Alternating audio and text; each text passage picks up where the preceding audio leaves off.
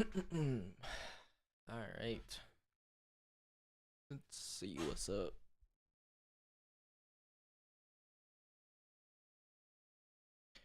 For those that can hear me, I will,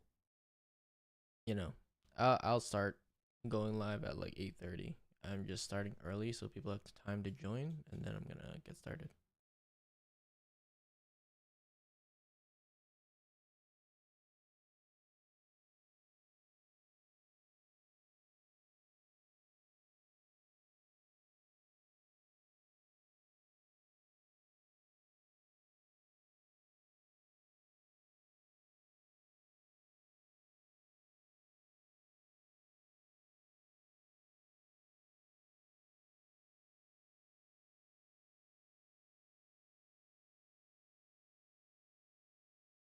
Mic is super low. Okay, I'll turn it up. How's that? Is that better?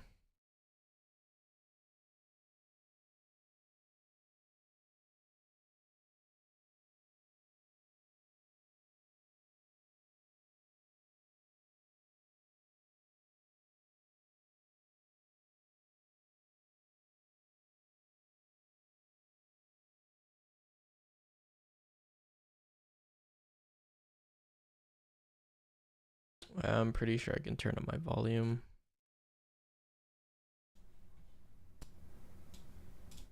All right, there you go. Oh my goodness, my ears.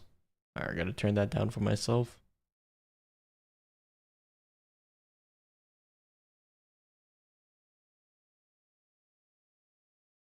Okay, how's that? Better? Okay. Is it too loud now? feels a little extreme. It's too loud now?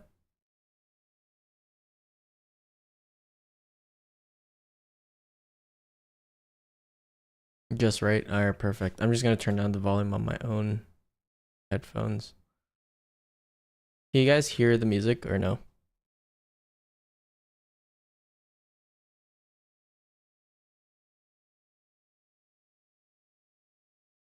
Okay, good. Put on your own music.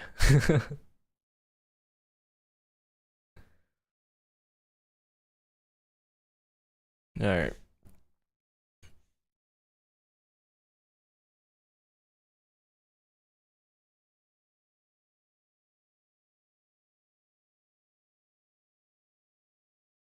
Beautiful. Beautiful. How's everybody doing on this fine day?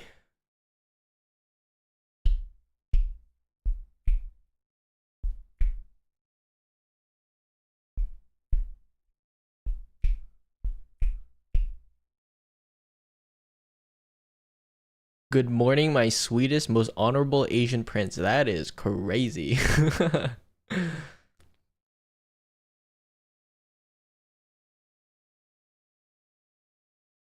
I know, I know. All right. Let's see what's going on in the market today. I didn't even do my pre-market research yet, and the reason is because we don't have news. So I was like, all right, if we don't have news, it's most likely gonna be 9:30 is gonna be our volatile injection. Look for SMT when volatile injection comes into the market, and we're good to rip. But until then, we're chilling. So as for today, I decided to go live just because I have nothing. I mean, I technically do have. I'm supposed to be doing other stuff, but whatever. I just felt a little lazy.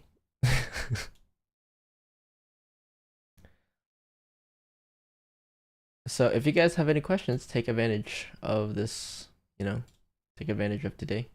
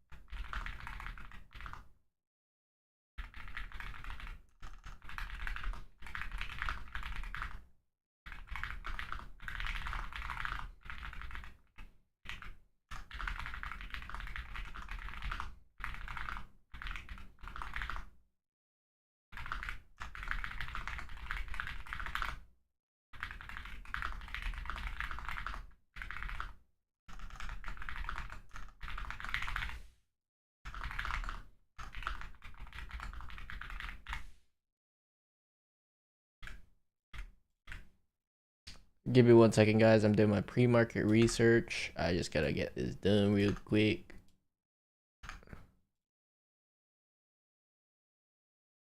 Okay. Let's read. Oh, I missed a lot of chats. Okay, give me 1 sec. Super bullish week. What conditions do you look for in TGIF retracement? And so I don't know. Today, I think this week has been pretty interesting overall. Like we've been calling it, but it's just yesterday was definitely unexpected for me to continue that push higher. I wanted us to revisit, some lower prices, but after doing some back testing, I think it makes sense why we ended up supporting from here, because we had an SMT with Asia low, I believe, remember correctly, and so that's why we ended up ripping higher. We also had an SMT with this fair value gap specifically, and so I think that's also why we started going higher. The weekly objective for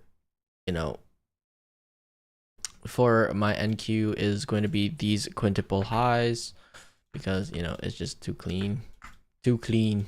And so I've been looking for these ever since it was created, since like August 27th. So I think starting like August 28th, I was like, oh, these highs are definitely get taken, and then it came up here and then stopped me. It pretty much stopped me out, and then came up here and then stopped me out again, and then we ended up trading lower instead. And now we finally get to go higher once we have the SMTs on the lows, and that's why I'm looking for these highs. If you were to use your projections, it also lines up perfectly. So this is your SMT leg right here. It lines up perfectly with your negative 2.5 standard deviation. So I think that's a very good target for sure. Let's see.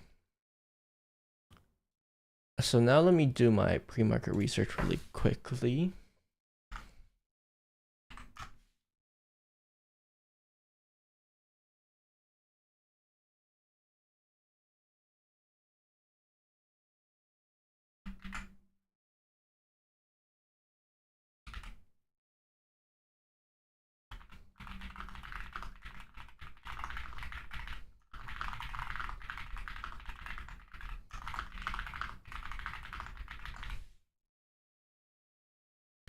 Nothing new on the weekly chart. The daily chart, gonna have to move my previous day high,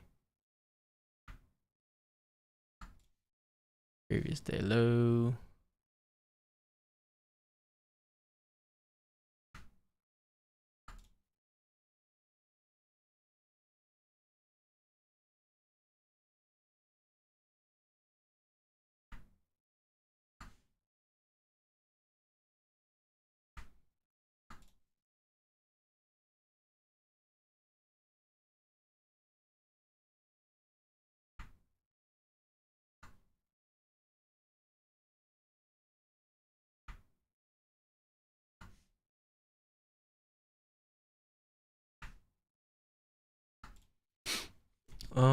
Okay, so on the weekly chart, also nothing too interesting as of right now. I think we're doing very well because we took out those equal highs I was anticipating at the very start of the week on YM.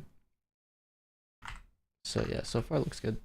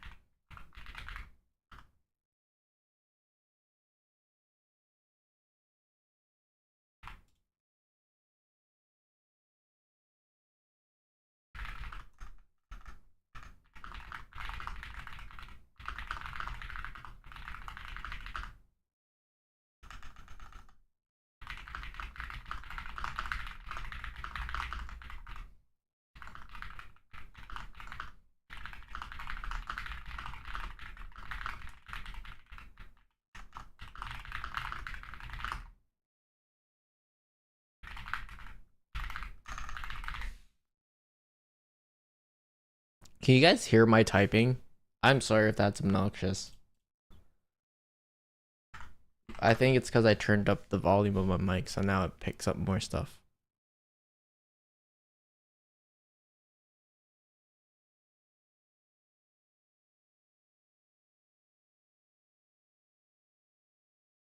Oh, you can hear it. I just realized Shrug just said. uh, my keyboard, it's like an Acco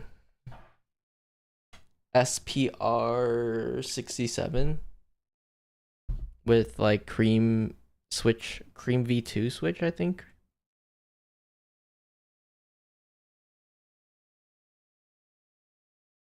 All right, I'm almost done. I'm sorry, guys. It's very quick.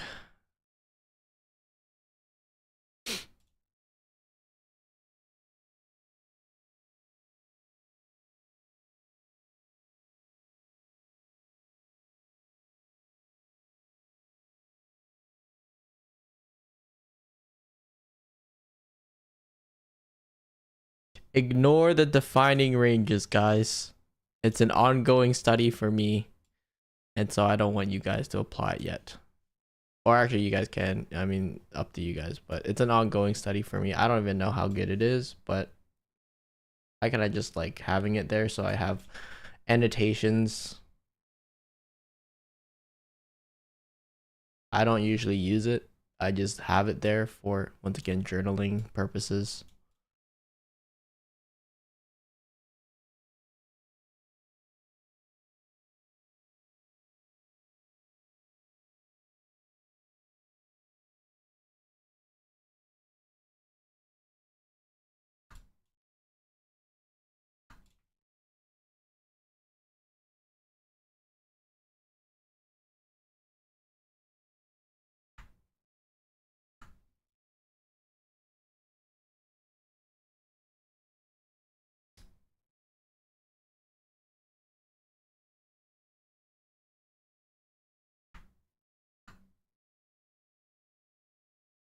Okay. All right. Let me read the chat because I missed a lot, I think.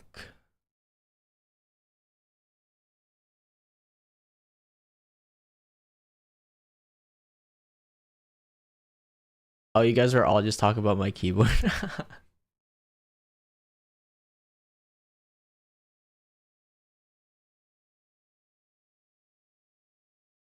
Yeah, I gotta be those ASMR channels.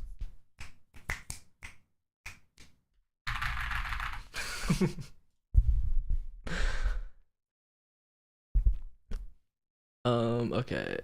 What else we got? How will you please explain how you prepare for trading? So every day that I go to trade, I actually have a full video on this. On my YouTube channel, how I like to do my journaling, but I'll typically have a pre-market research before market open or before the first volatility injection of the day. And then after that, I have my trading session. And during my trading session, I like to, write in my physical notebook how I'm feeling, what I'm doing, why I'm doing what I'm doing, etc., etc. Just all the important notes I think are important. And then after that, I'll, go to the gym, do whatever I need. And then after the market closes, so at 5 p.m. every day, I'll do my aftermarket analysis. So I'll compare my pre-market expectations to what really happened. Why did it happen? Why do I think it happened, etc., etc. And just note down my observations of price. And then I summarize all the physical notes that I previously wrote down into a digital journal like Notion or TradeZella, either one. And so after that, that's pretty much all I do for journaling. But I think that pre-market research, what I really do, I just do a top-down analysis really quickly. And then I look at where price is relative to, let's say, the weekly range, the daily range, the monthly range, etc. Right. So I'll be paying attention to those things. And then after that, it really is just, intraday, you have to be reactive to the market. You have to be observant and just see what the market's giving you and have a game plan going into the market. If your game plan's not met, if your model's not there, then you just don't execute. It's okay. You just don't have a trade for the day. It's fine. If it is there, then perfect. Execute on it. You take a loss. It is what it is. If you win, then great. You followed your plan, followed discipline, patient, everything, then good to go. You live to trade another day, right?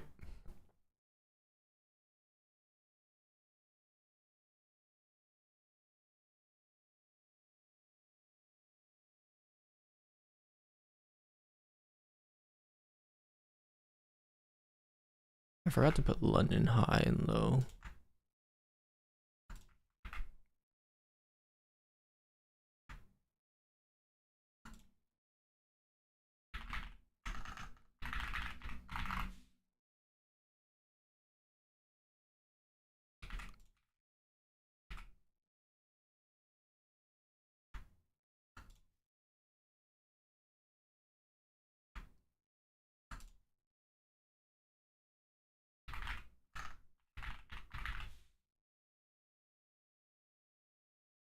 I hate when I do like lecture slides because then my trend lines end up having like really funky text settings on them.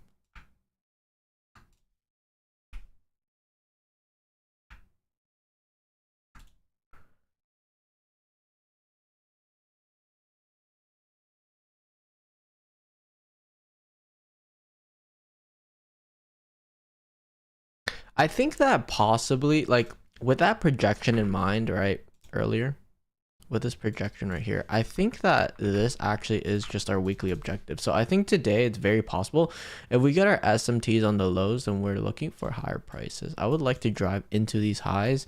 Next week consolidation, create SMT on the lows, and then, you know, continue higher into this original consolidation that lines up with this negative 3.5 to negative 4 standard deviations. And then we have a weekly fair value gap resting above here. So that would be quite perfect, to be honest, in my opinion. And that lines up with negative 5 and negative 5.5 if you use the daily fair value gap.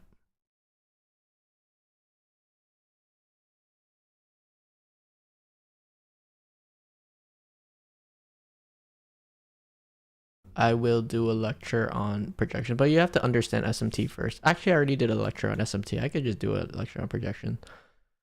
I haven't posted on my YouTube in a long time, and I've just been like hacking away at the mentorship. I'm not gonna lie. There's SMT with Monday lows. Can we expect continue move up until another higher time frame? Yeah, so for SMT wise, I'm looking at the 4-hour SMT that creates between previous week low, right? And I'm also looking at the SMT that formed between where is it? Between Tuesday and Wednesday. And so I expect this to be low of the week. Right?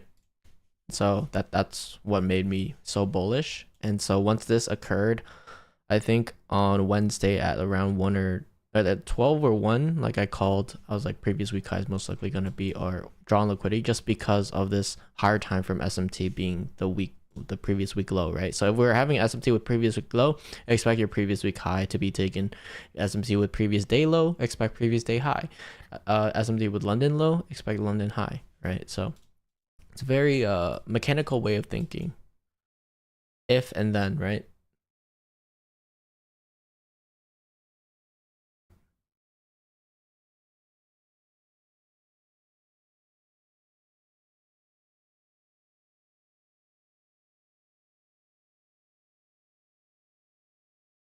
What else did I miss? Look equal highs. I had to on NQ, but there was some resistance on hourly. Yeah, honestly, for me, I'm just looking for SMT, to be honest. SMT is my bias. Yo, what's up, Riku? Looking forward to picking apart my analysis on to you picking apart my analysis to BB. Yep, I'll take a look. Majority of the time though, it's not really analysis. I think it really just comes down to psychological things. Obviously technical analysis is the first step to profitability. However, after that just comes risk management and, you know, emotional regulation. So majority of the time whenever I look at people's journals, then I like to focus on the psychological side of things more, because once again, like technical analysis, it's once you know it, you know it. You know what I mean? It's like what's 1 + 1? It's 2. But you know, in the world of trading, sometimes 1 + 1 = 3, and it just doesn't make sense.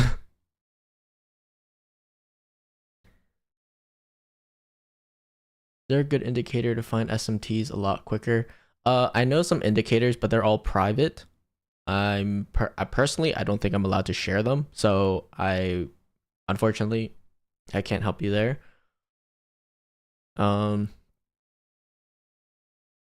Yeah, if there's ever a public indicator that comes out, I'll let you know.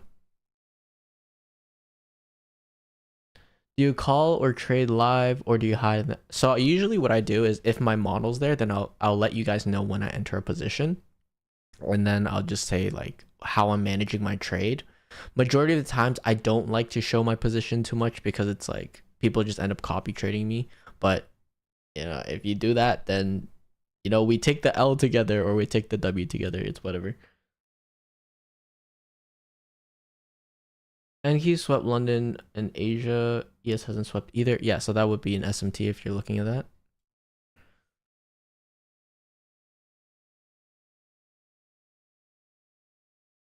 I like your analysis. So what area are you looking for price to drop to before you get interested in longs? So I really am like overall I am interested in longs.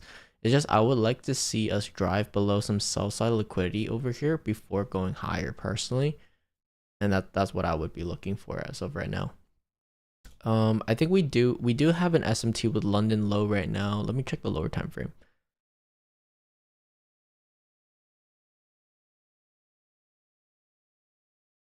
If we form a balanced price range here, I wouldn't be against longing that. It's just we don't have a volatility injection creating this SMT, which makes it lower probability. But having a stacked SMT like this would make it high probability. I would aim for London high.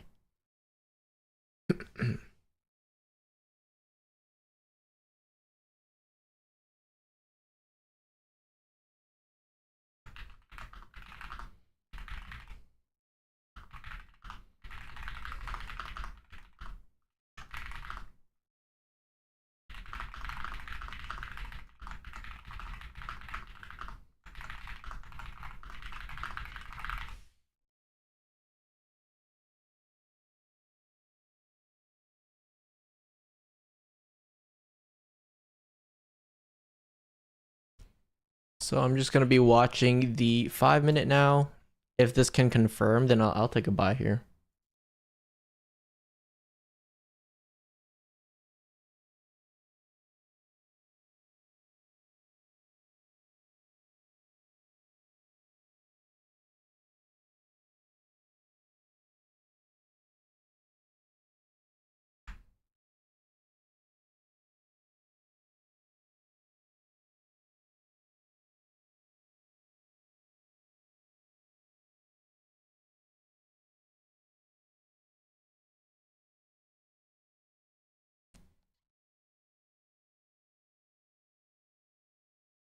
Looks pretty good for longs actually. If all these SMTs on the lows are holding, like I would honestly not be against that.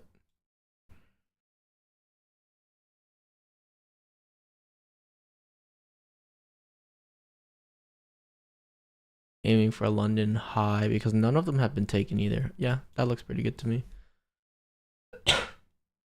If YM ends up driving out London high before NQ and ES do, then I would just kind of either partial or, yeah, I would either partial or just get on my trade because that's an opposing SMT.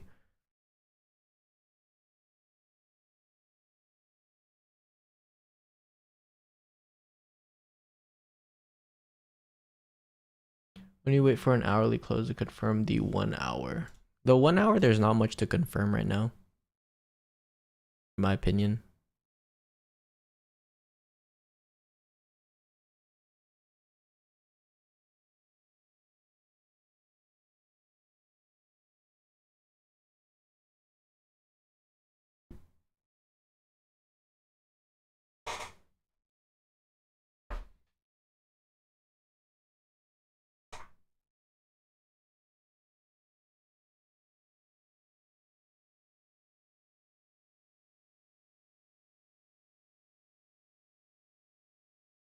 Yeah, so this balanced price range is something I'm paying attention to as of right now.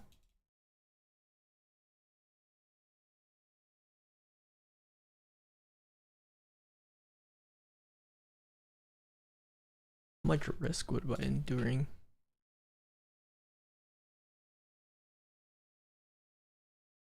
That's not bad actually for contracts.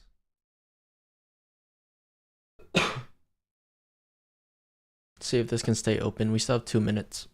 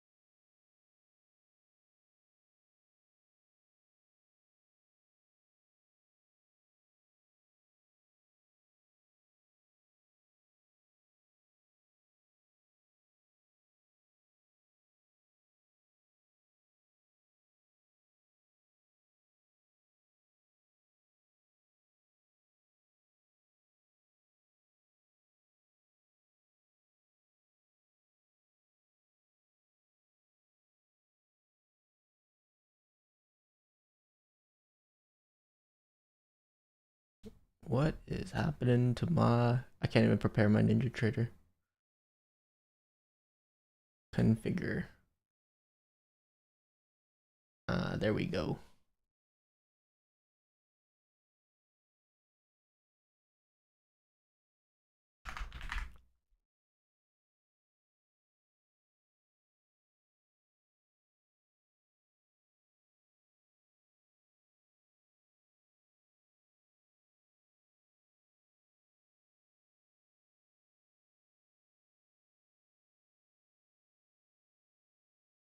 So right now my attention is on YM. I want to see what happens at London High.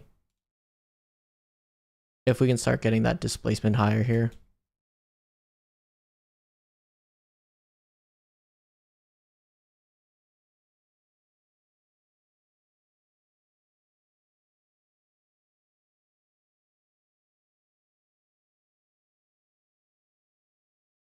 So, it would be 4 micros, and then I'm doing 20 accounts.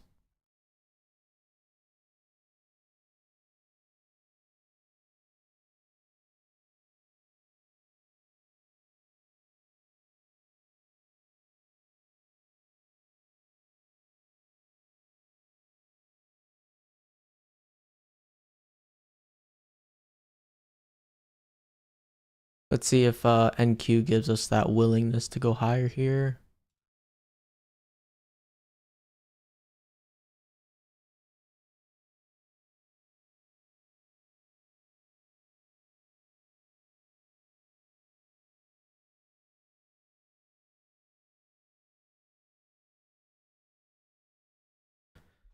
How to hold trade for long duration. I quickly exit in profit, but hold on loss. It's because you're being too hopeful and you're focusing on the outcome. So you're focusing on, oh, what if it turned back around on me? Or what if I could make so much money? What if it goes back to my break even when you're in a loser, right? So it's really just that hopefulness that is like kind of killing, like that's your question pretty much.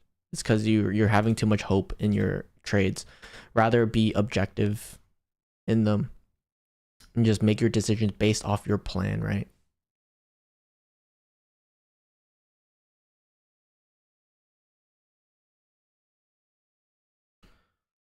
So the 1 hour, this is resting at 19,694.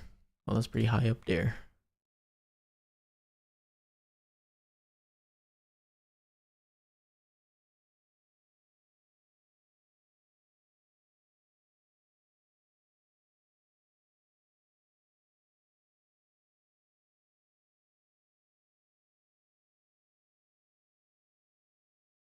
So now what I'm paying attention to is I'm paying attention to YM, right?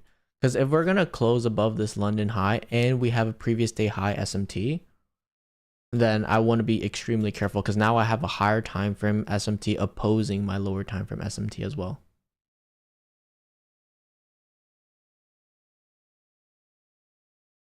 And so if this does confirm on the 15-minute, I'm probably going to exit my position here, just take a small win, and then I'll wait for the next setup if it presents. But we still have 2 minutes for this candle to close.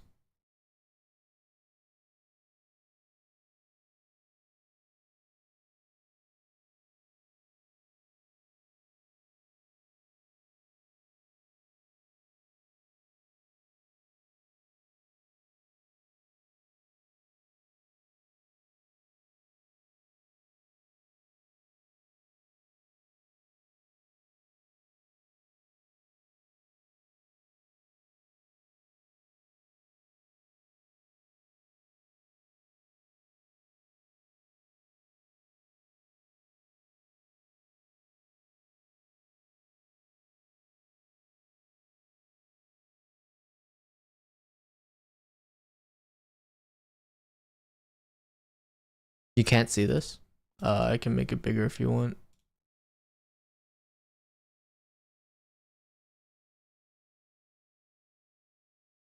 Is that the setting? Nope.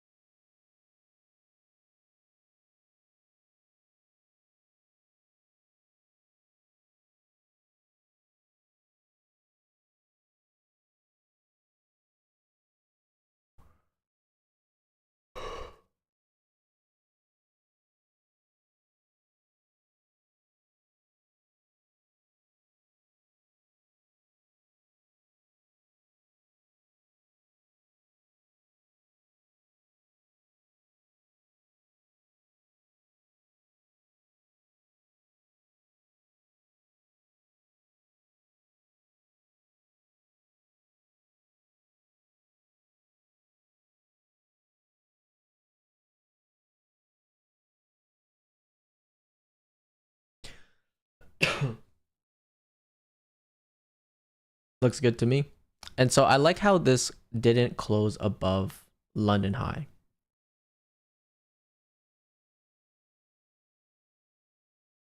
So according to my model, this is still valid. I'm just gonna keep my trade in.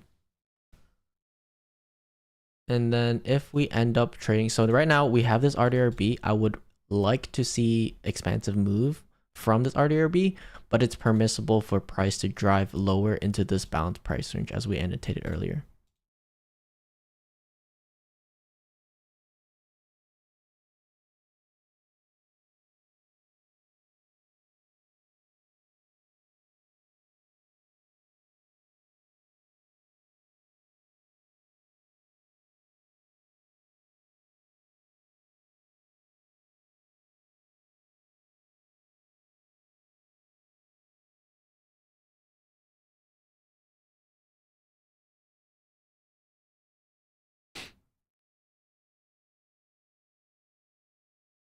I mean, what's wrong with having it small? I can read it.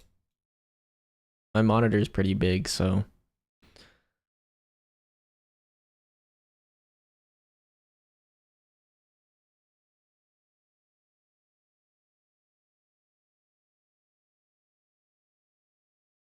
Did I miss a question? How do you only use body SMT? I don't only use that. I use wicks, bodies, but I rarely use wick to wick.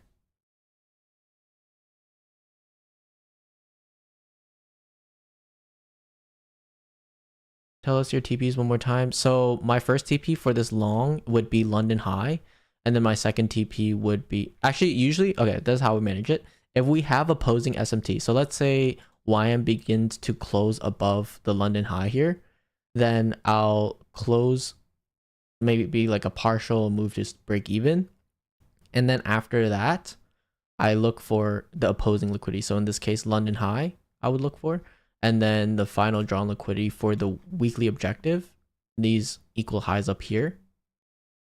And then if not, if we end up creating that SMT on the highs, then I'll switch my bias because we have a previous day high SMT, right? And so we'll just adapt and then look for TGIF setup instead.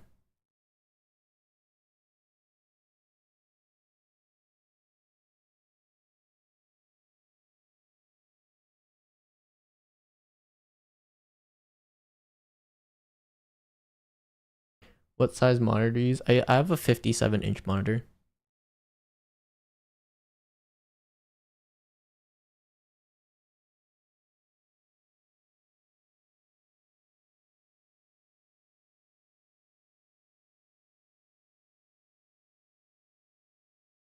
Do you need micro SMT to enter? I don't. Not in this case because we already have a 15-minute, right? London low to 5-minute. And so I'm expecting London high as long as it's not confirmed on YM by that closure above.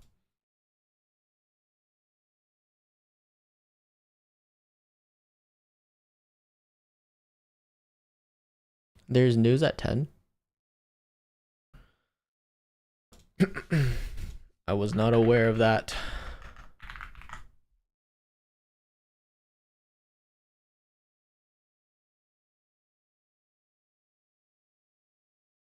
I don't see any news event. Is it an orange folder? I don't pay attention to orange folders personally. I only pay attention to red folders.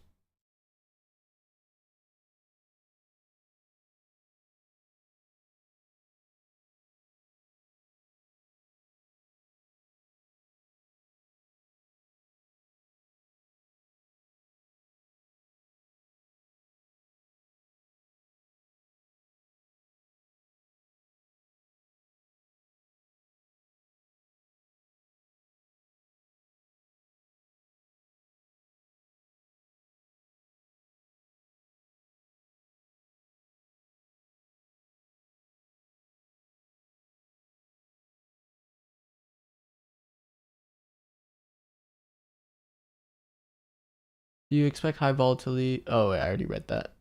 How does life feel now that you're making money from trading? It's like same. I don't know. Like I definitely had that lifestyle inflation, so I'm trying to reduce some expenses as if possible. But it's just like I don't know. I think I definitely have the. I don't know. I'd say ever since it's just like I've been living more comfortably for sure. Um, but aside from that, not much really changed because like I feel like the joys of life come from like your relationships and stuff like that anyways, and the things you enjoy doing. So I already had those things in my life, like friendships or family, stuff like that, right? And that doesn't cost money, right? So even if I made money, it just makes my life a little more comfortable, but I wouldn't say it makes it like that much significantly better, right?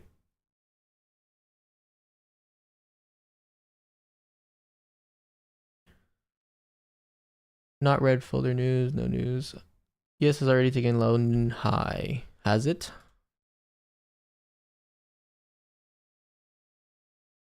Not in my books.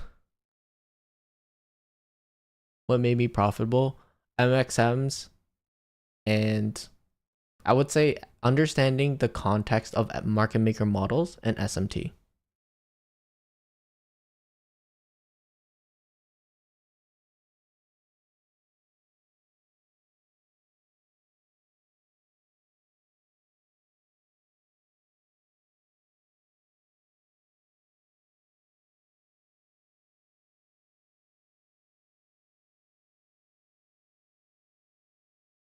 Their favorite cycles to trade? Probably weekly to daily cycle, but on an intraday basis, I do the daily cycle to 90-minute cycle. Sometimes the microcycle to confirm things, but usually it's just from the weekly cycle. Daily cycle is my bread and butter, and then after that is daily to 90-minute for intraday. But recently I've been seeing some great moves from the monthly cycle to the weekly cycle, because this move down here, this was actually a 4-hour SMT on the highs, 1-hour SMT on the highs, and we plummeted, right? This move higher is also a 4-hour SMT into 1-hour SMT, and then we skyrocketed. So I've been seeing some great moves for like some swing plays.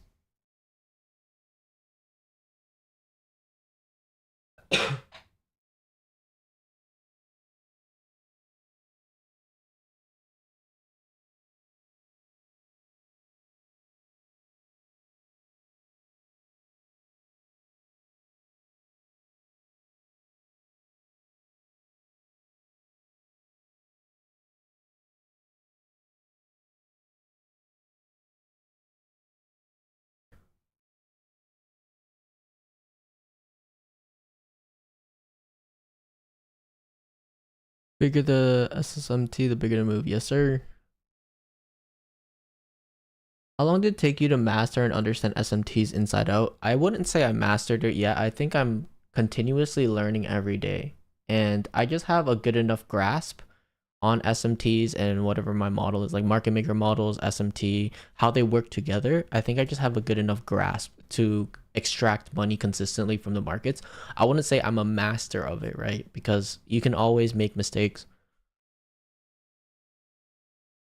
How long did it take for you to manage your emotions? That's definitely still a work in progress. Is like, even though it's like I do make money from like trading, it's still sometimes it'll be, I don't know, there are some swings in my journey because of emotions, where it's like, oh, I'm making bank right now, and then the next month it's like, oh, I blew my accounts, and now I got a mental reset and I get funded again and I get, get paid again, and then it's like a recurring cycle. So it's like, I wouldn't say I didn't master my emotions yet, but I'm getting better at it for sure through these different failures.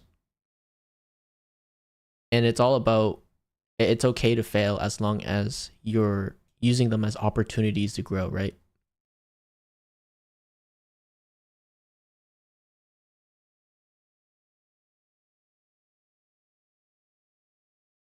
A 50% win rate, but I'm frequently taking loss before a win. And that just comes back to like Mark Douglas. He says, the outcome, right? It's all probabilities. Your outcome, the sequence of outcomes is, you can't predict that, but you have an expectancy over a long period of time, right?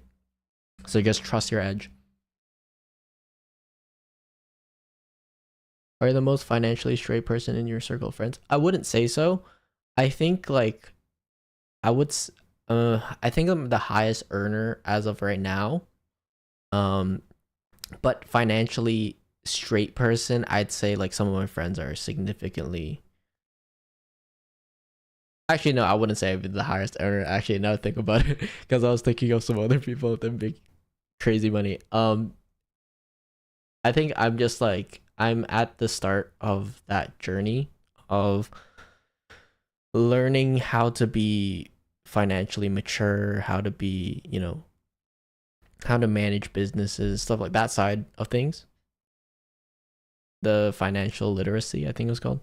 So I'm like at the start of that, because it's like all I've ever known is sit in my room and trade, And now I'm like branching out. What made you decide no SMT, no trade? Because whenever the most explosive moves happen in the market, there's SMT. So I was just like, you know what? If SMT is institutional manipulation, then I want to wait for institutional manipulation before I even get involved in the market.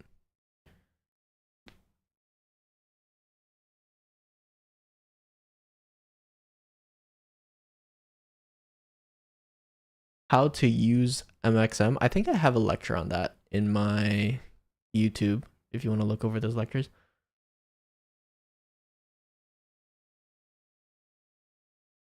You guys never came to that 5 minute for value at NQ, did it? Let's take a look. It did not.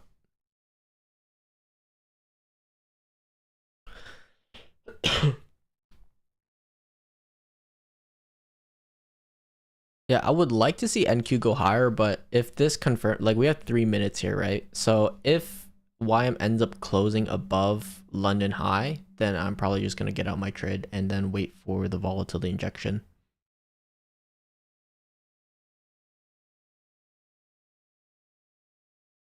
How old are you? I just turned 23 on August 27th. Opening up a mentorship, did it have some impact on your trading? It definitely did. It added some pressure, and um some of my friends have been telling me like I've been spreading myself too thin, and it impacts my performance not only on the mentorship but also on my trading. So I need to, you know, slow down and focus on one thing at a time and build my foundations up again so that I can start spreading myself and diversifying. Sorry, that sounded kind of wrong, but diversifying is what I meant to say.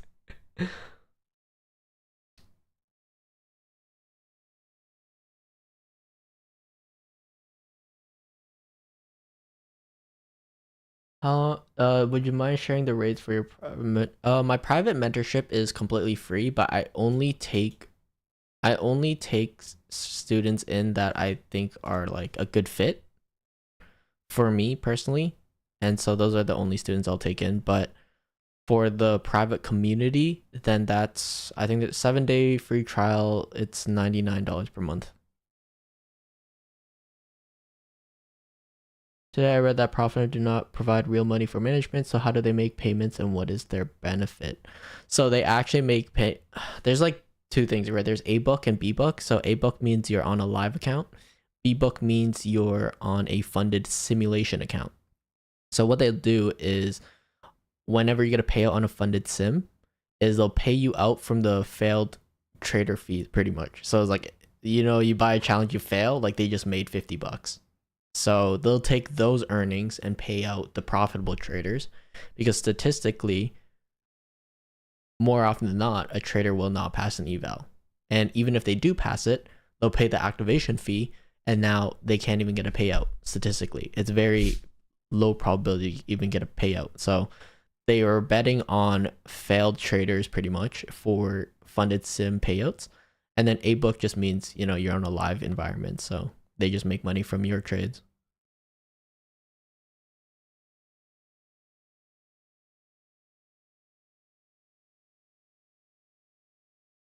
Do Chase be one of the trading money and trips gifts? No. I mean, I don't really talk to, like, I have a girlfriend, so gotta stay loyal. Nah, she was there for me like before I even like found any sort of success, and it's just truly, truly a blessing to have her in my life.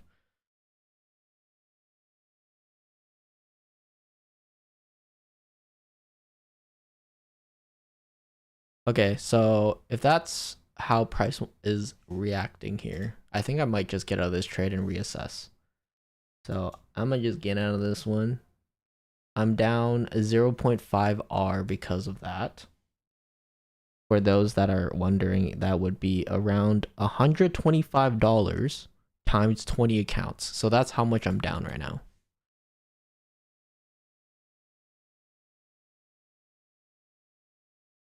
My stop loss was down here. My position was something like this.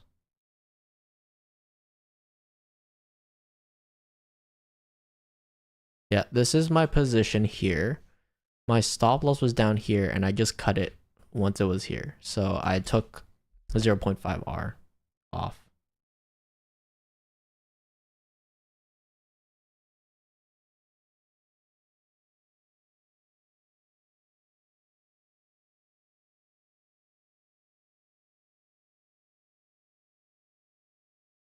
Let's see how we react to this rejection block possibly. 1 minute. Yeah, I'm just gonna wait for volatility injection. I think that's the smartest move. I have one more bullet for today.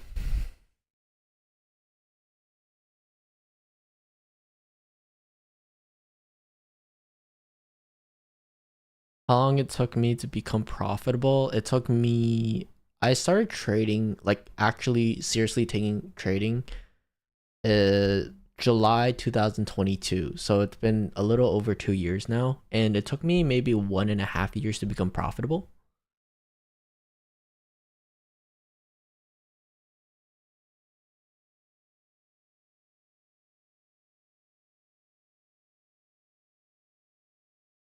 How to manage risk in terms of micros on 50K account. So I usually just risk $250 per trade, and I just call it a day. And then personal loss limit, I would say minus 2R is always going to be the maximum loss for the day. So that's my personal loss limit.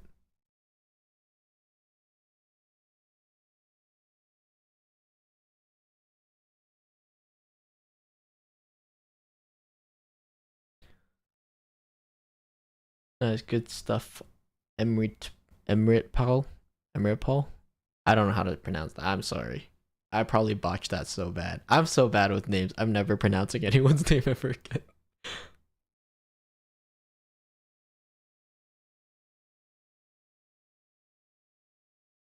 Do you trade on TradingView or NinjaTrader? I trade on NinjaTrader or TopStepX. It's either one.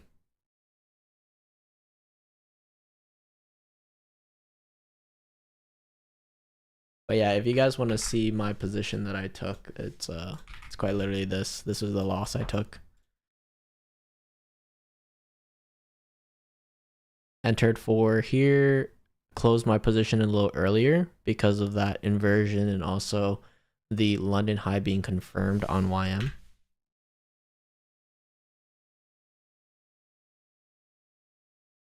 So this leads me to believe that we could potentially be looking for a previous day low for a TGIF setup.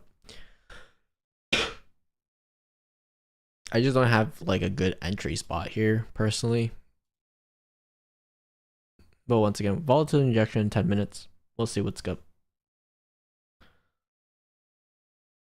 What is a rejection block? So to me, I don't know. To me, a rejection block is whenever you have a rate on liquidity, right? And it leaves behind a massive wick like this. And so we refer to that wick as an area of interest, right? So that's how I look at it.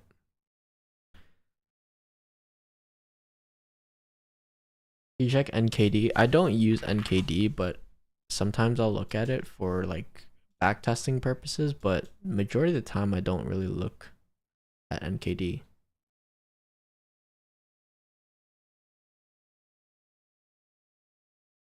What is even happening here? Is it even open? It's not even open. Is it?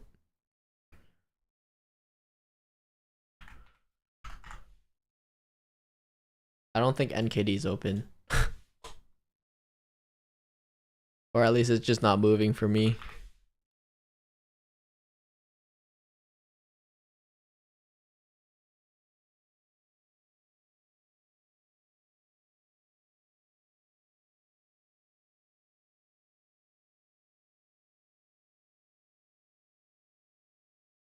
How do you backtest, Ethan? Just watching session sweeps and SMT. I just go through previous price action and look for my model and then be realistic with myself. If this happened in the moment, what would I have done? And then that's the results. I rarely ever like do replay mode.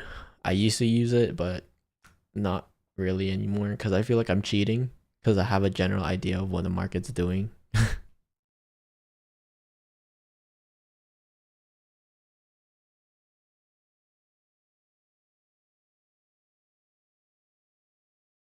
So right now we have a previous day high SMT to a 15-minute SMT. So I would not be against looking for lower prices.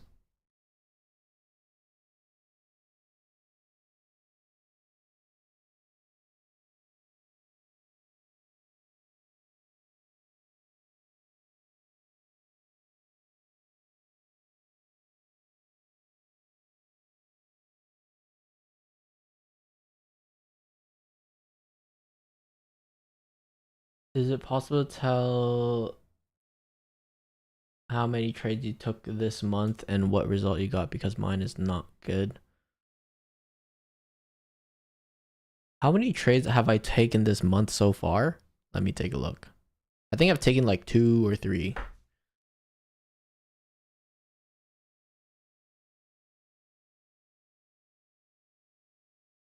Let me check my trade Zella.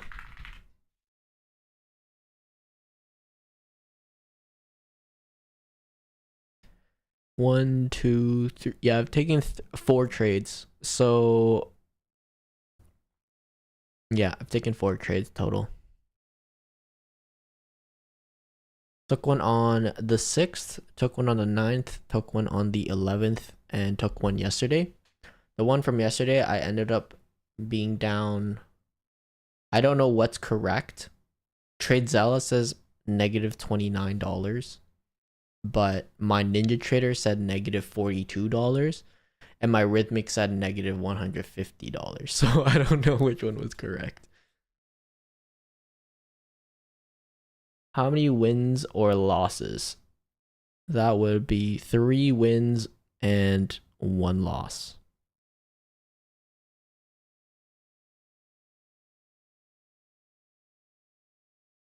How long it took you to pass your first eval? I actually passed my first eval I ever took, but it was very bad for my psychology because I felt invincible after that.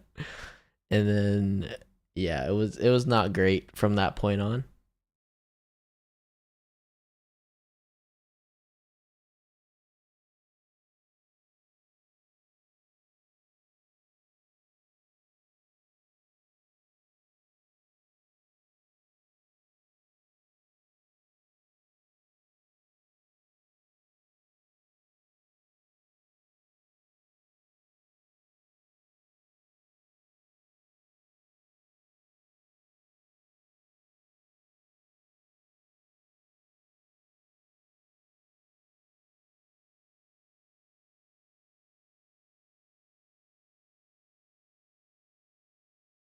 What do you do if there's estimated of both bullish and bearish sides? I usually just wait and see what price wants to do because this to me just looks like choppy price action as of right now.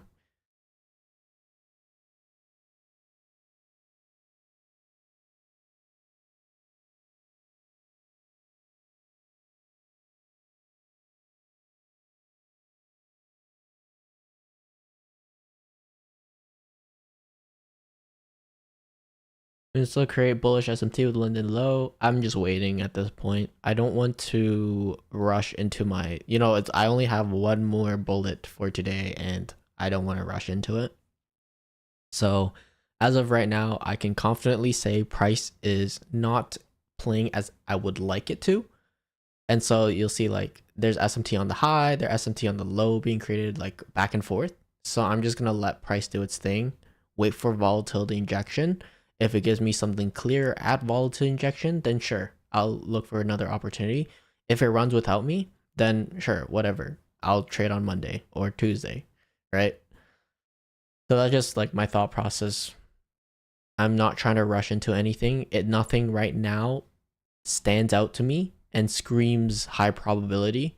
Earlier the setup on the low was my model, right? And we saw the invalidation happen, which is why I got out, right? And so I cut my loser early, right?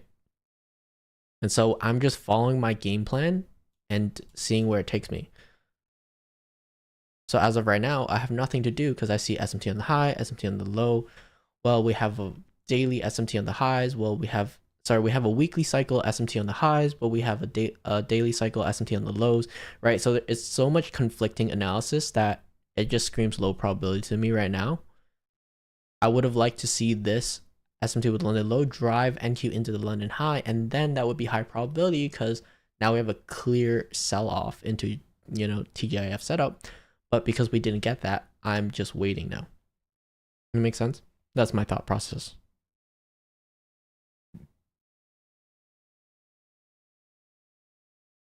How significant is the stacked SMT for you? First being the hidden SMT, the second.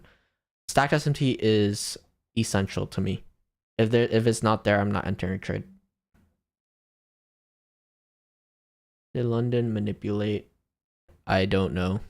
I generally can't tell. It's just chopping. Like all I see is chop, consolidation, right?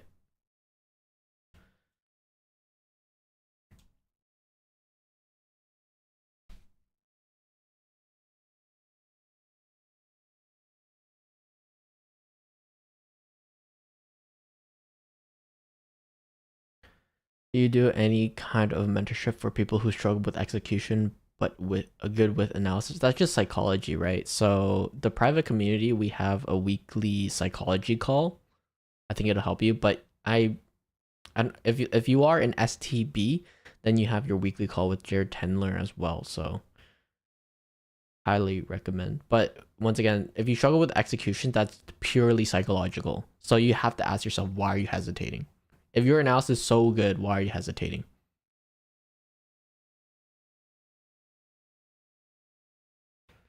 Is there a place or way I can go apply for your mentorship, see if I could be a good fit? You just join the free Discord and then just start posting your journals and stuff. And then I usually keep an eye out. Right now we do have, we're kind of full. I wouldn't say full, but I've already onboarded like 4 or 5 private students, I think. And, it is a handful as of right now. So I'm gonna wait until they become like independent, profitable traders, and then I'll take in like the next round of people. But it's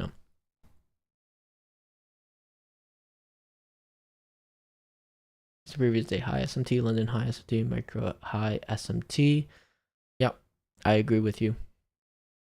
You make a video on all the trades you took last month, trade recaps. I could. I'll see if I have time for that, but I'm just, once again, I'm so focused on the mentorship. I mean, after I finish the mentorship content, I'll definitely start doing more content on like YouTube and stuff like that. But as of right now, I just need to get that done because it takes a while. What is your profit booking plan? What do you mean by that? Like profit taking from like payouts?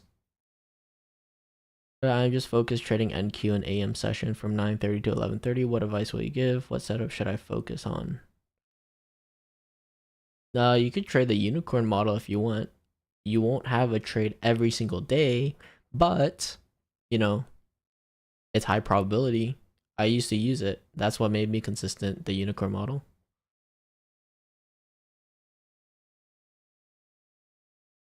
What is stacked SMT? That's a higher time from SMT to a lower time from SMT. Yo, what's up, Manic?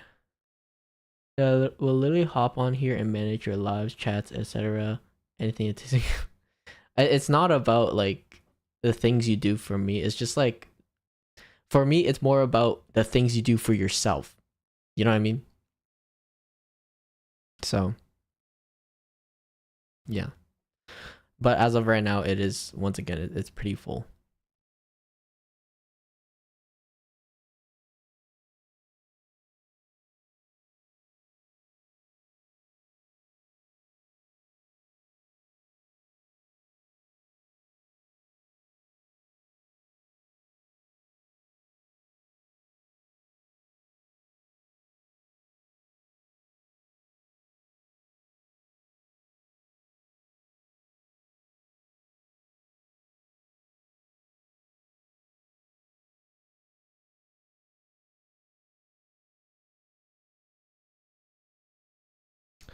Let's see what this 9:30 candle has to offer.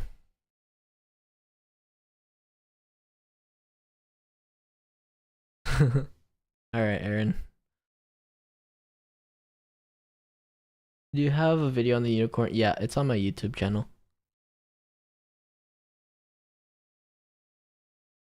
See what the lower time frames are doing. I mean, we have a previous day high, previous day high, and previous session high SMT. I mean, looks good on a macro scale for TJF, but what's going on here on the lower time frame is my question.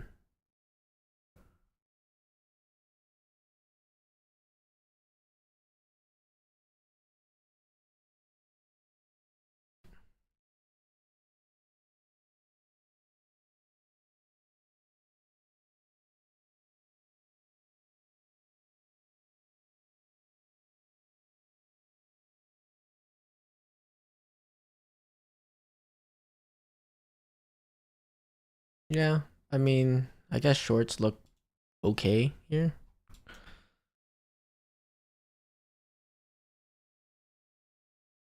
Where would this target even be though?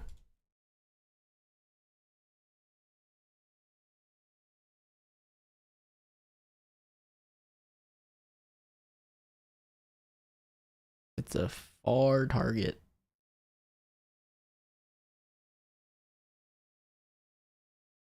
Yeah, I mean, you know what? I'm down. If YM creates this, yeah, that looks good. We have the balance price range here.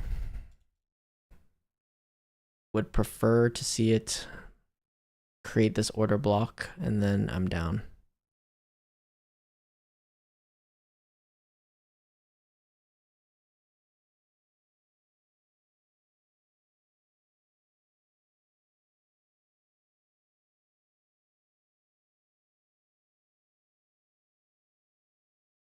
So this is the candle I'm paying attention to. I would like to see this close below, and then I think we should be good for lower prices. Otherwise, all this buy side like earlier's idea.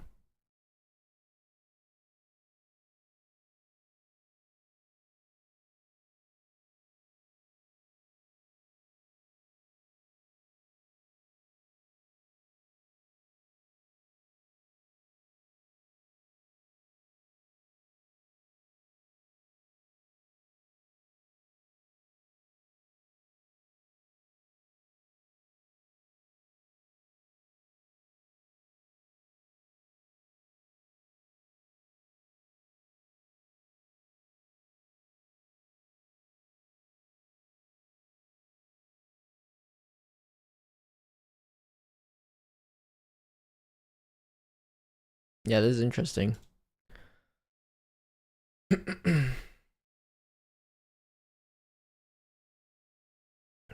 I'd just wait on this then. I want to see clear price action, which I don't see right now.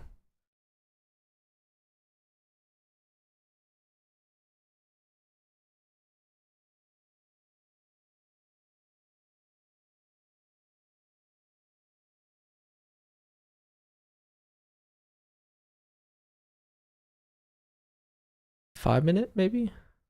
Let's see. We do have a 5-minute 15. It's the same setup as earlier this morning. So if this plays out, then we're looking for London high. We also have the previous day high.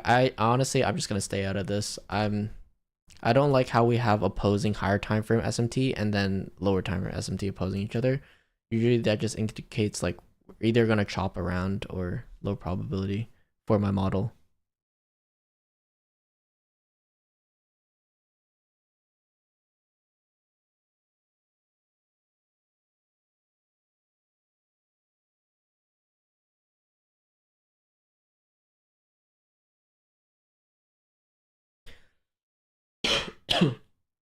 See if you can get above true day open, because true day open is gonna act as support resistance usually.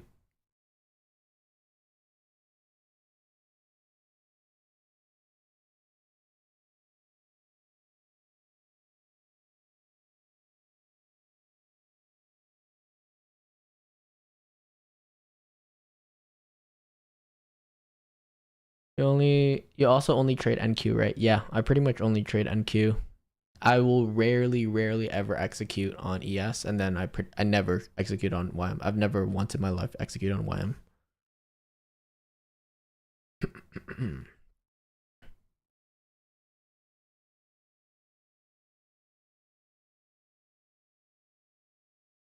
Can you do a quick recap of your yesterday's trade and reason behind it? So yesterday's trade was very choppy. I took a short here and I ended up getting stopped out. It was from London high here, right? Once we close above that. Failed to close above it on ES. So I think I took my short here, somewhere here. And that ended up getting stopped out at like break even up here. Because I was targeting that current to New York AM low. And so that's where I got stopped out pretty much.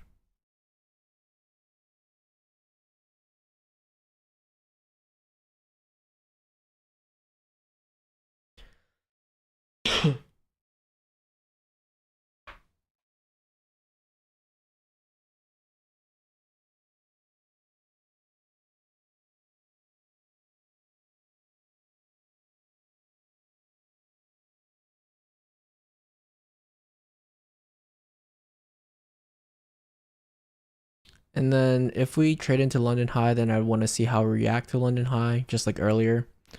Are we able to displace through it? It's looking pretty good though, if you're aiming for the weekly objective.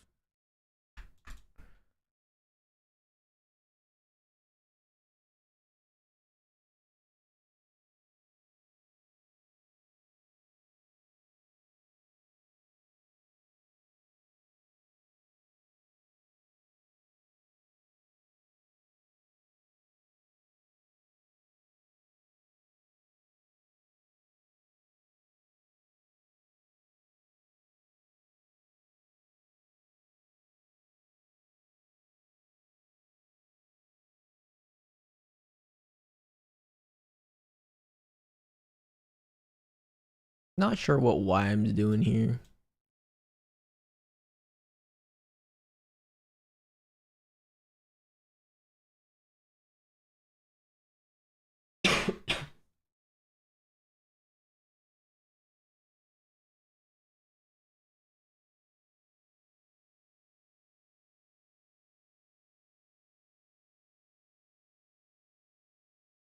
Yeah, it is. But we also have a previous day high SMT, right? So that's the only thing that's conflicting, because we have a session SMT on the high, we have a previous day SMT on the high, and then we have a London low SMT with a 90-minute cycle low SMT. So it's kind of conflicting each other, right?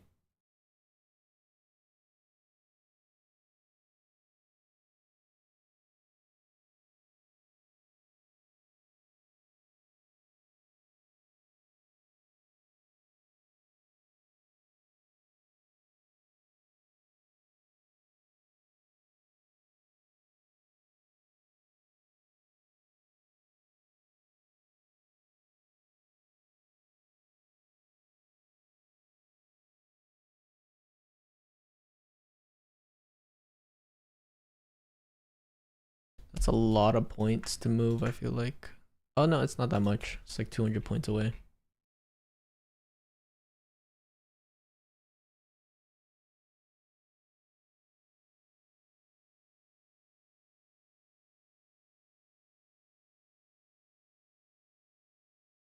So have the new week opening gaps resting above, looks good. We're inside new week opening gap. If we can trade through that on ES, that'd be good. And then same as YM. We're able to displace through it.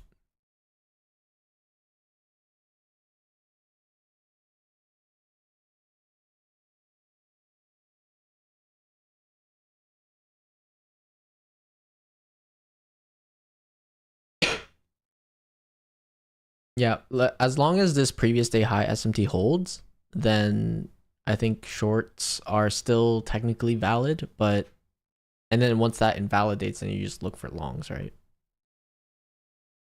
So that's my consensus on analysis as of right now. Nothing too clear what it looks like. Just a generic AMD schematic.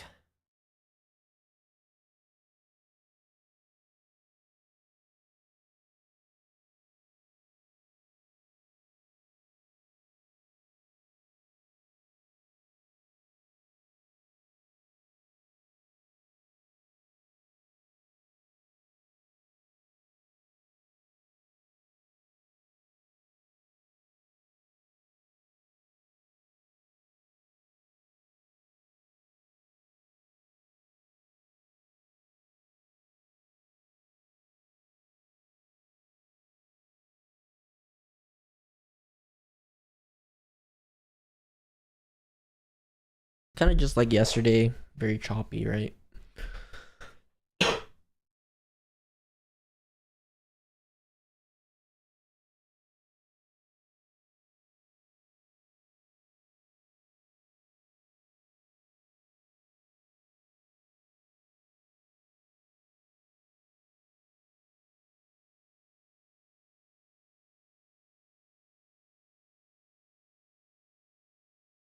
Do you think we get a 4-hour ERL to IRL move? Once again, it's SMT. Like I'm just waiting for SMT, right? If we're gonna get a ERL to IRL move, like we're gonna have to wait for SMT to confirm that for us, right? And that's the only way that I know, at least, how to confirm is waiting for SMT.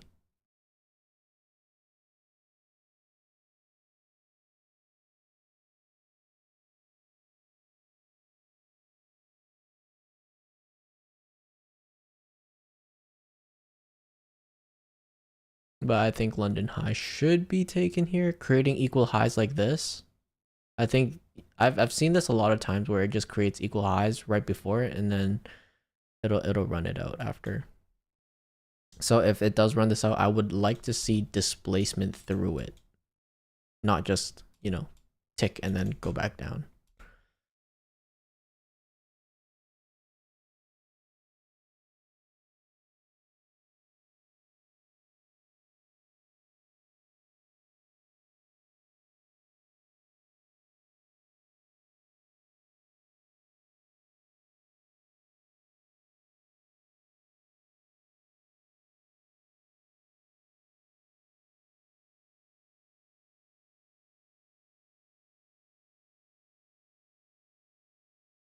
Nice.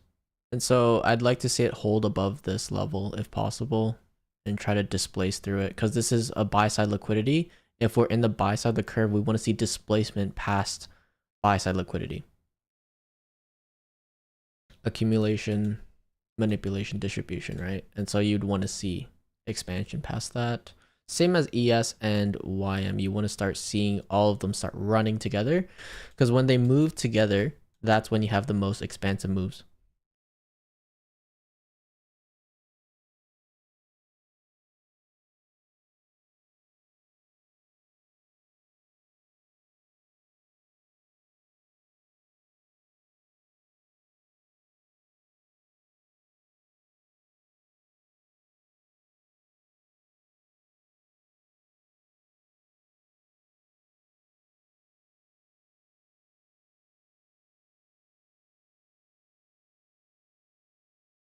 So personally, what I would like to see, if this wants to continue bullish here, is a newly created fair value gap on the 15-minute chart, preferably. And then after that, you know, look for a 1-minute market maker model within here.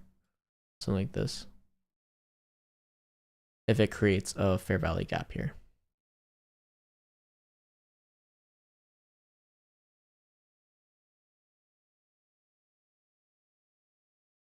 Another thing is you want to pay attention to your time-based liquidity. Are they acting as support resistance? That's usually a good key area to look at as well.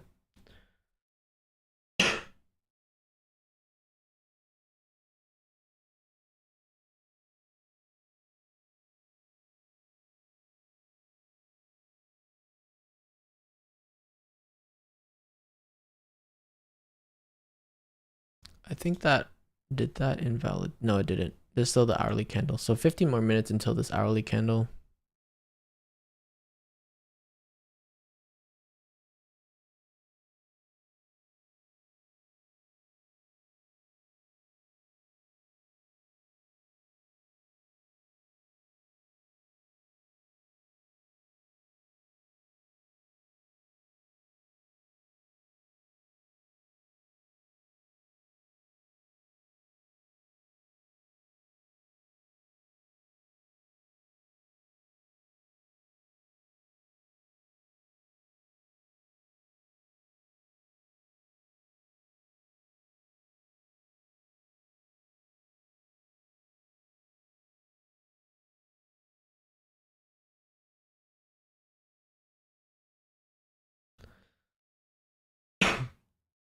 Guys, remember, if you don't get a trade, it's fine.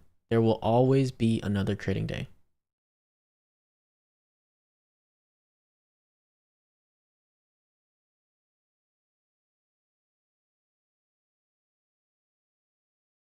I'll be right back. I need to go to the bathroom.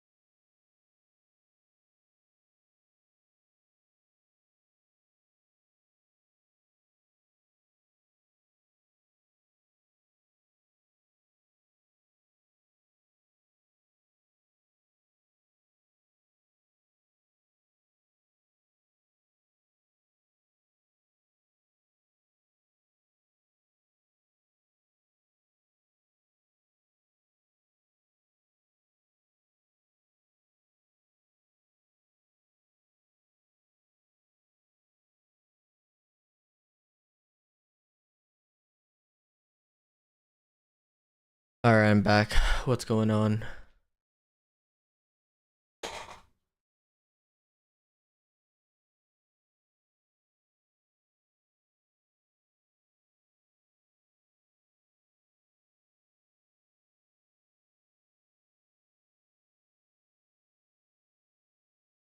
You just have to trust in your edge, AJ. It's just really like at the end of the day, it's just there's a reason you're able to pass your evals or make money on demo versus, trading on a live account. Why is it suddenly so much harder?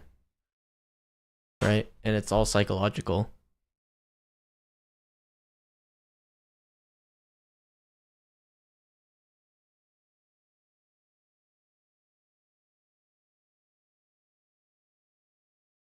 You guys can't hear me?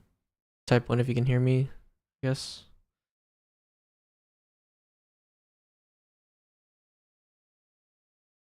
Okay. Thank you.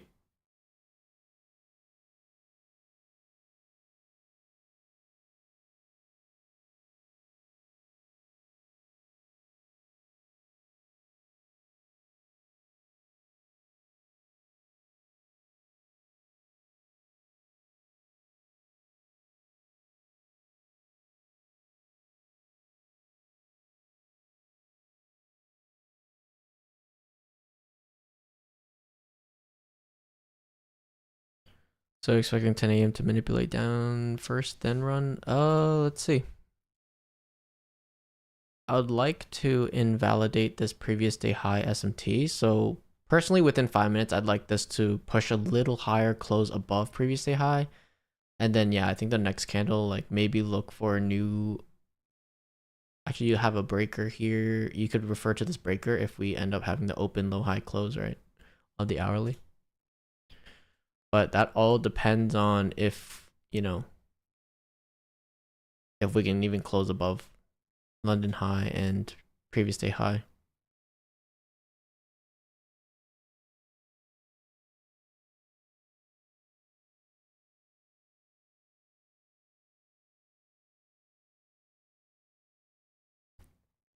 Yeah, we'll have to see where price wants to go because right now it's like we could very much do that, but I'm just watching the SMTs as they print.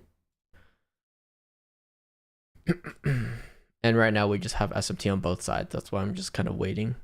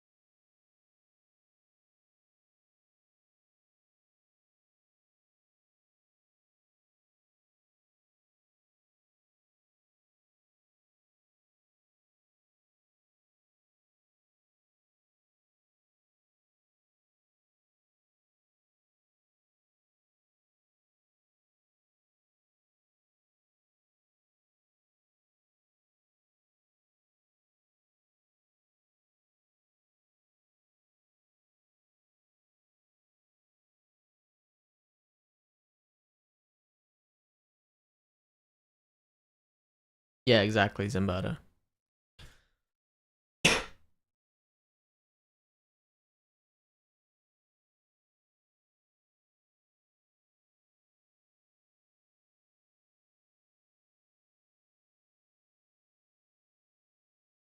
So while the market does what it's gonna do, I'm gonna continue reading my books.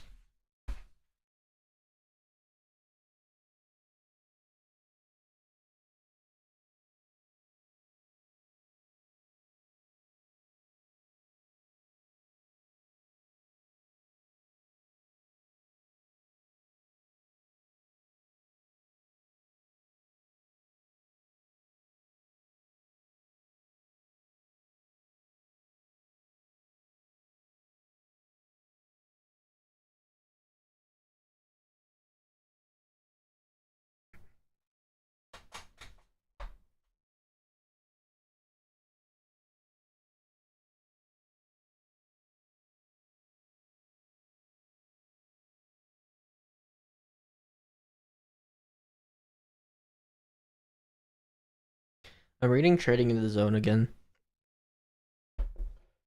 It's a good book to read, so I enjoy it.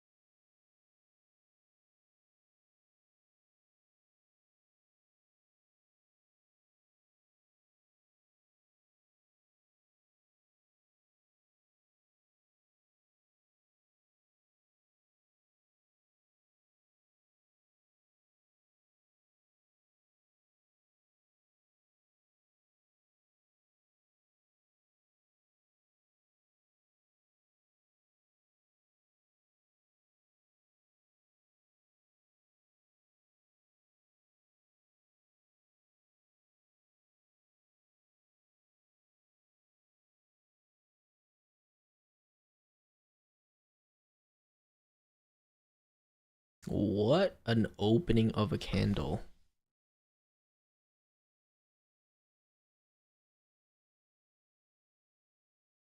Um, Interesting.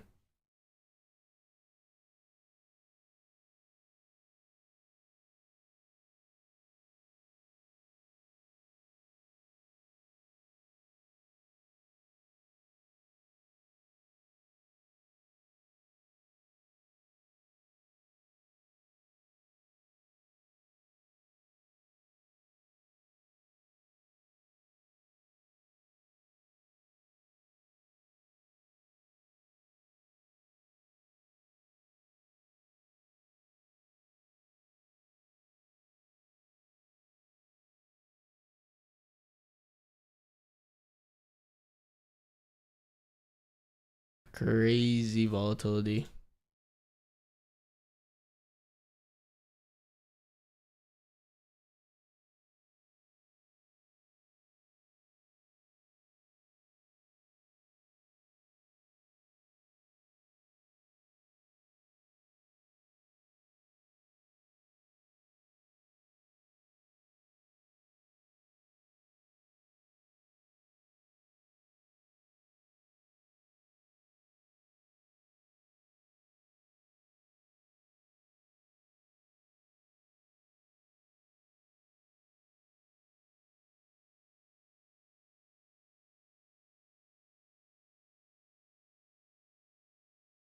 Let's see what the lower time frames are doing. Usually during a volatile injection like this, I like to just like drop down to a lower time frame and pay attention to what's happening on price. Helps me like gauge why this volatile injection just did what it did.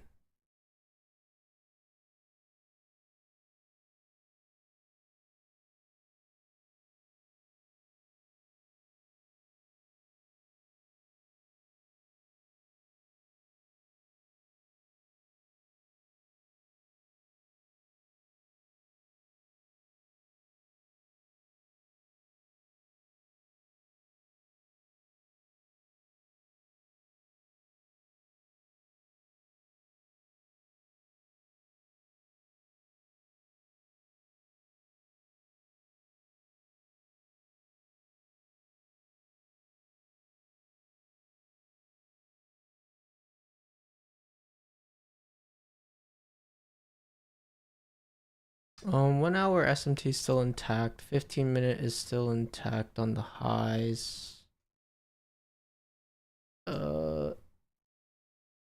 Yeah, I mean it's just chopping. I honestly got no words.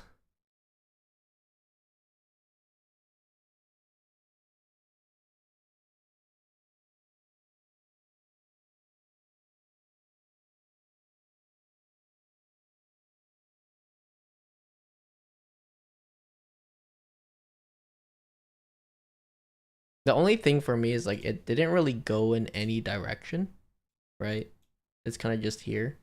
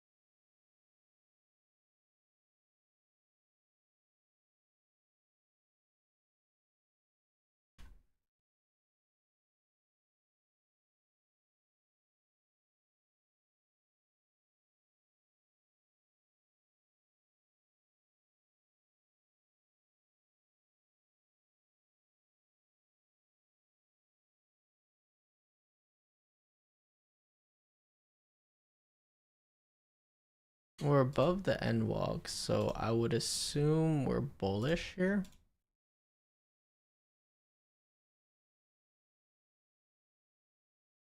No clear confirmation to get in, but I would assume we're bullish here.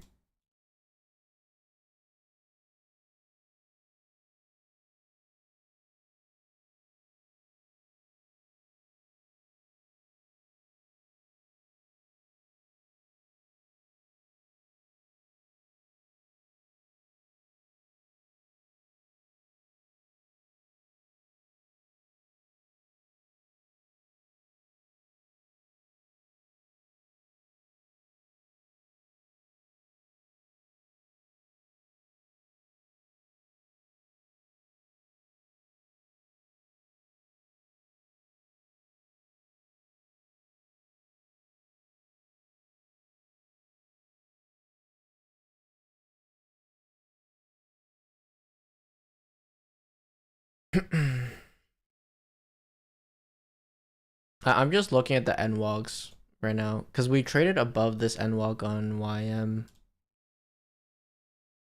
We are still below the N walk, so that's fine on NQ. There's not much to refer to, but also ES flipped that N walk as well. That's why it's like if I were to use correlated markets to determine Nasdaq's anticipated direction as of right now, I would say probably bullish.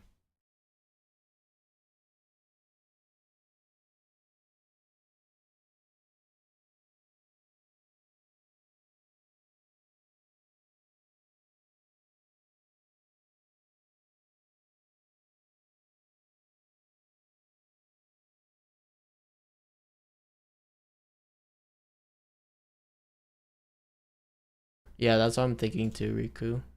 At this high here, but just paying attention to the N walk on ES and YM, right? It's like we traded above it. We ended up going above it, and ES seems to be supporting, so I would expect NQ to also follow, which is why.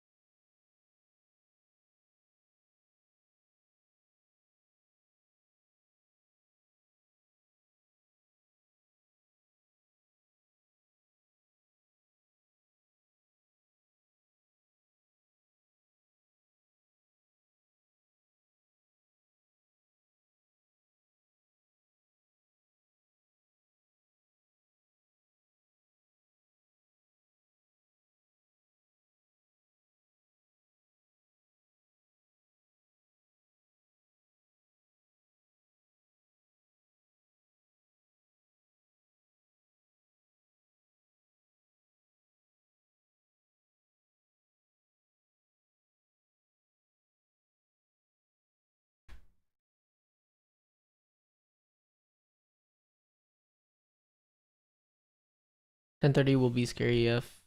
What is this price action? Yeah, it's pretty choppy for sure. Ethan, are you in?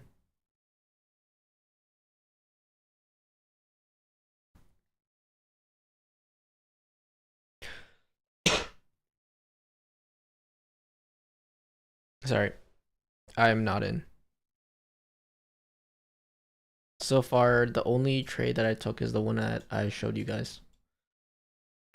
It was the long initially, and then I just closed my position early.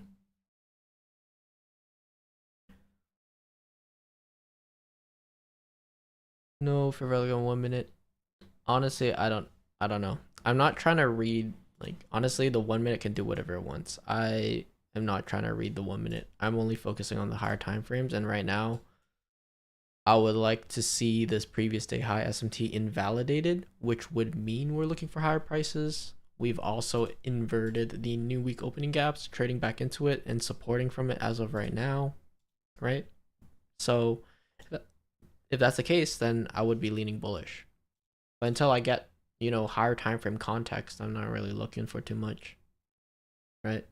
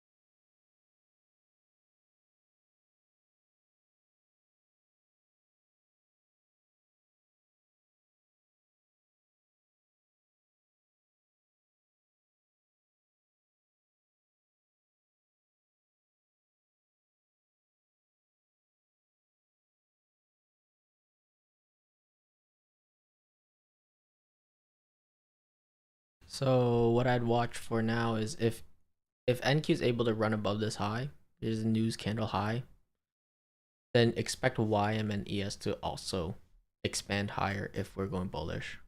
Because once again, if they're gonna expand, all of them are gonna start moving together.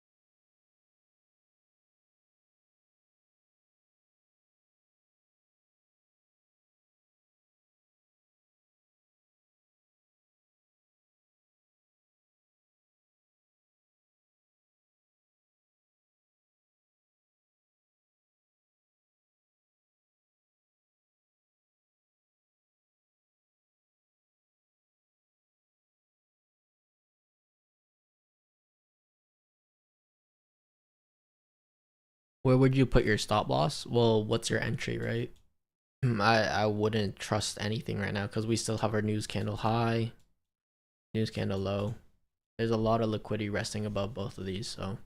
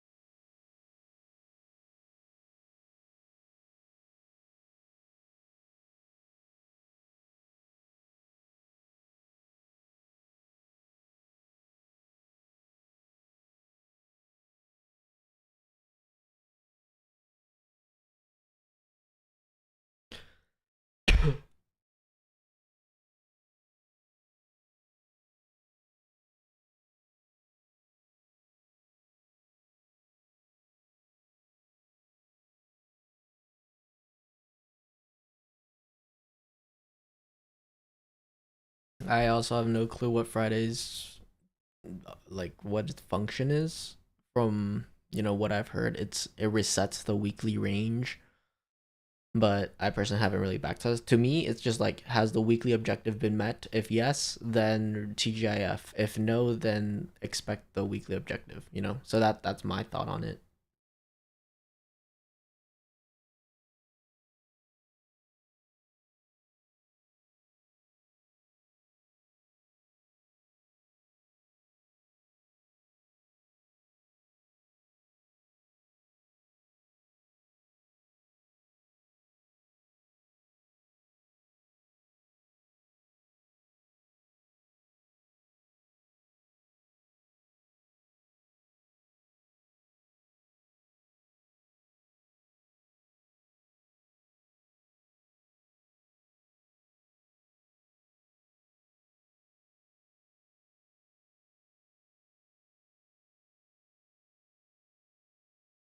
So if we're able to activate this order block right here, or propulsion block, then I'd refer to it, and I would want price to stay above this candle, right? So you have your order block, trade into it, change in state delivery.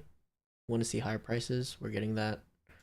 And so this down close candle becomes a propulsion block. If we can activate that by closing above it, and then I would want price to stay above that.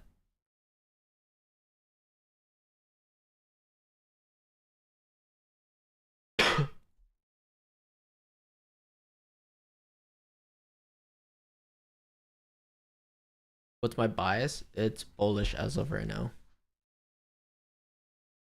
Also, higher time frame wise, it's definitely bullish. Intraday wise, as of this moment, I am bullish, but I want to see this previous day high SMT invalidated, and that's gonna be like 40 minutes from now. So most likely not gonna get an opportunity for my model, at least, because my opportunity was down here already, right? We took this long, and I ended up closing a little early, and then it went.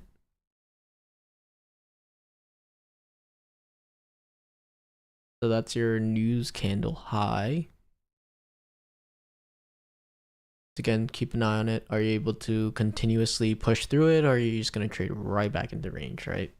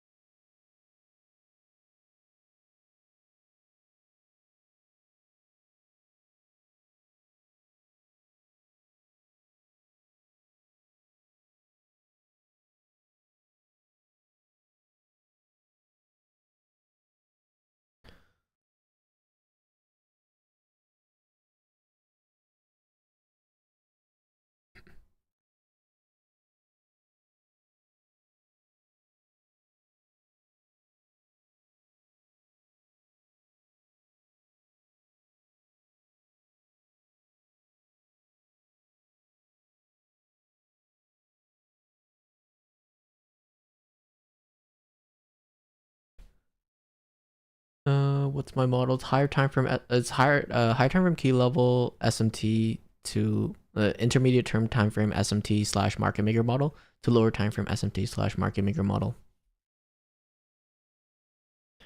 Propulsion block candle that digs into its chain state delivery candle. So that's how I look at it. It's a candle that has respected a down. Okay, so let's say you have a bullish order block. So a down close candle. Let's say this one right here. And if this one's respected, then I'm looking at the candle that respects it. If it's another down close candle, then I look at this as a propulsion block. And that's just how I use it. And it's been working for me. So if I got it wrong, it's been working. So I'm going to keep using it.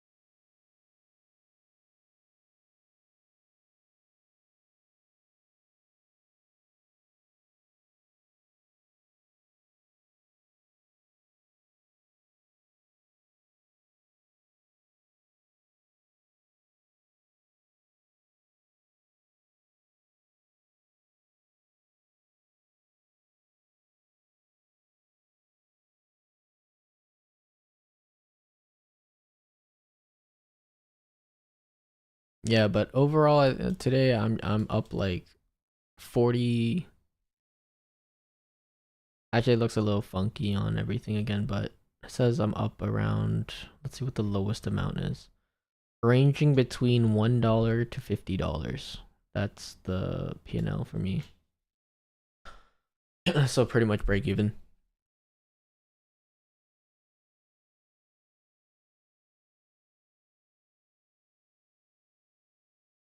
So not I'm happy with my performance because I was able to just avoid all this. Yeah, exactly. Honestly, like if you multiply by 20, I still made like $800. So it's really not terrible. But in terms, if you bring it back to scale, like it is break even pretty much.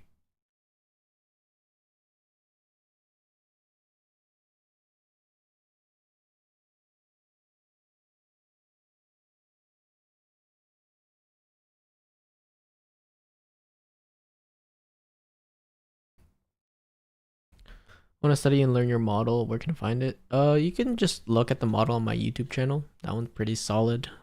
Um, or I haven't finished my private community mentorship yet, so I can't even recommend that. So I think the best place is either join my lives or just watch my YouTube model. That's about it.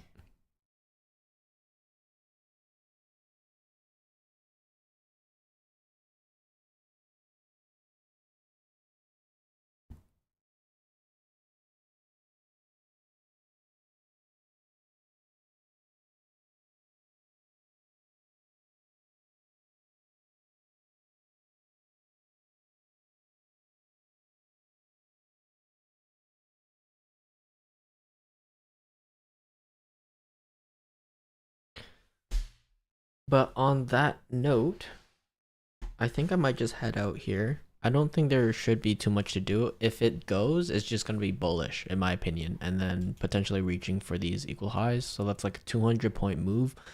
If you can find an entry, however, we don't really have much volatility injection. I did not expect that from 10 a.m., I'll be honest. Um, yeah, but anything is possible in the market. So, trade your model if it's there. If it's not, then just let it go. It is what it is. Um, yeah, I think that's about it. Type 1 if you're satisfied with the stream. Type 2 if you have any additional questions.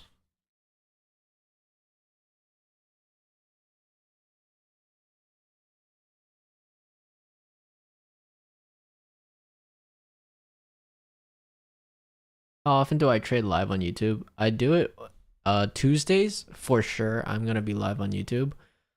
I think I might start going live whenever there's no news events on YouTube, but I'll think about it because that's, I don't know. I feel like it's just sometimes it's like watching price like this is high key kind of a waste of my time because I don't want to be a part of this movement. It's not clean. Unlike on CPI, right? CPI is the move that I wanted to be a part of because it's so clean. But it's probably because I'm just using the higher time frames, which is why it feels a lot cleaner. But yeah, on that note, that's pretty much like what I like to do. I like to use 4 hour, 1 hour, and make sure that's clear before I even drop down to like 15.5. Same as daily, weeklies. Like I'm looking for these key levels that we might have, and then if we go into those, then nice, you know. Otherwise, I wouldn't even be looking for too much, to be honest.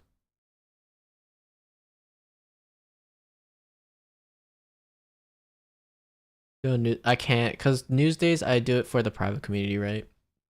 But on that note, take care, everybody, and as always, have a great day. Thank you for tuning in.